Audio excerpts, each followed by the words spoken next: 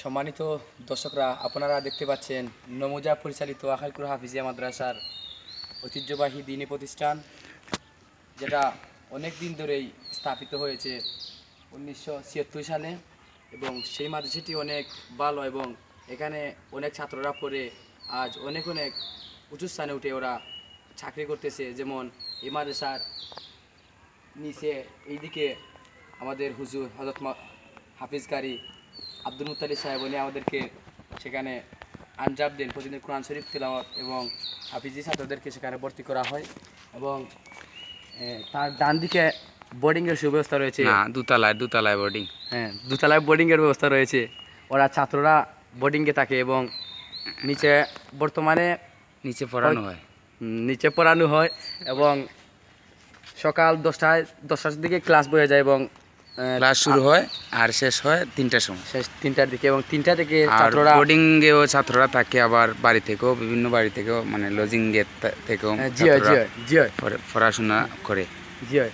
আর ছাত্রদের জন্য নমাজের ব্যবস্থা আছে। এই হলো ছাত্রদের নমাজের স্থান। এটা আলাদা একটি মসজিদ যেখানে তারই সাথে একটি প্রাইমারি স্কুলও রয়েছে এবং তারই সাথে একটি প্রাইমারি স্কুল ও মাজার রয়েছে, যেখানে আপনাদের দেখাচ্ছি।